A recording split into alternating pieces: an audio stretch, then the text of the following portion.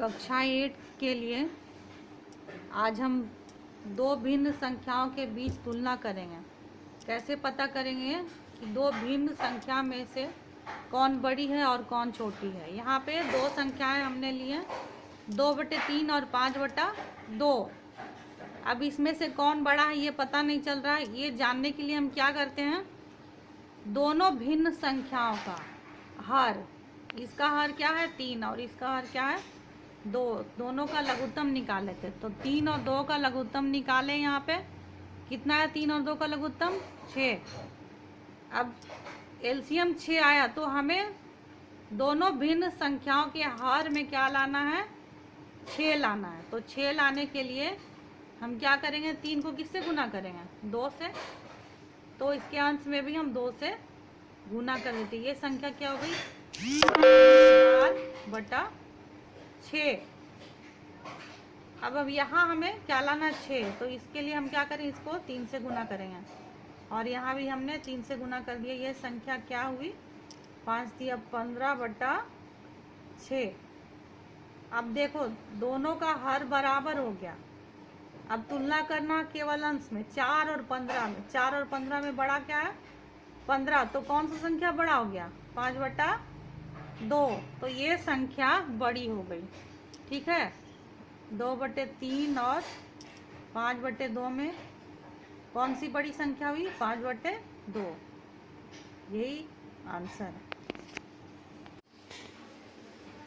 यहाँ देखो सबसे छोटी संख्या क्या है, पॉजिटिव इंटीजर्स में सबसे छोटी संख्या है 0। तो 0 से बड़ी क्या होगी 1/2। तो यहाँ पे तो ये क्लियर है कि 1/2 ही बड़ा होगा। अगला क्वेश्चन में आते हैं 0 और -2। तो प्रत्येक ऋणात्मक संख्या या प्रत्येक नेगेटिव संख्या वो क्या होती है 0 से छोटी होती है।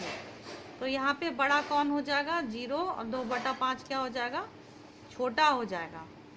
अब यहाँ आते हैं थर्ड क्वेश्चन में 4/7 4/7, लेकिन ये निगेटिव है ये पॉजिटिव है। तो हम ये चीज़ हमेशा ध्यान में रखें कि कोई भी पॉजिटिव नंबर हमेशा निगेटिव नंबर से बड़ा होता है। तो ये धनात्मक संख्या 4/7 जो कि ऋणात्मक संख्या -4/7 से बड़ी होगी। तो यहाँ पे बड़ा कौन है 4/7। अब क्वेश्चन ई में आते हैं। यहाँ पे देखो दोनों संख्या कैसा है, दोनों के आगे माइनस का चिन्ह है, दोनों ये ऋणात्मक भिन्न है। -5/6 और -4/3 दोनों निगेटिव है। तो इस स्थिति में क्या करना, वही उसी प्रकार से हमें दोनों का कर लेना है।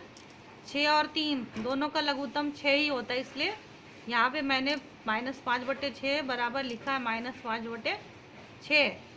अब -4/3 को यहाँ पे 3 की जगह पे हमें 6 लाना है। तो 3 को 2 से गुना किए हर में, तो अंश में भी गुना किए 2 से। क्या हो गया -4 × 2 बराबर -8 और 3 × 2 बराबर 6, -8/6। अब दोनों का हर 6 आ गया। अब हमको केवल अंश में तुलना करना -5 और -8। यहाँ पे ध्यान रखने वाली बात ये है कि जब दो ऋणात्मक संख्याएं हैं तो हम उल्टा चलते हैं। देखो ये एक संख्या रेखा है, यहाँ पे 1 है, ये 0 है, -1 -2 -3, इस तरह से हम पीछे जा रहे हैं।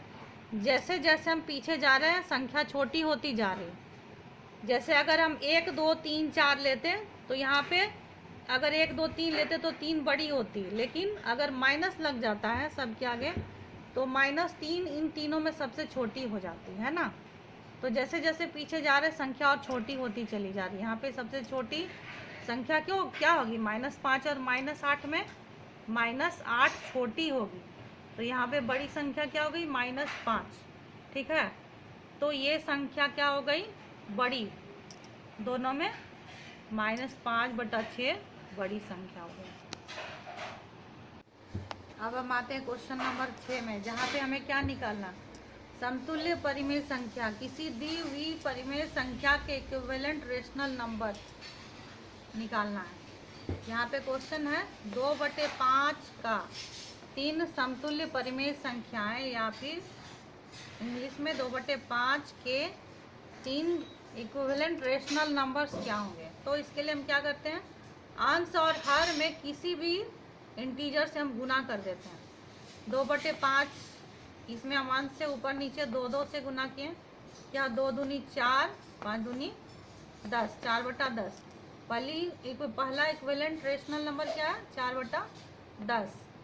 2/5 यहाँ पे हम अंश और हर में 3 से गुना किए, 3 दूनी 6, 5 दिया 15।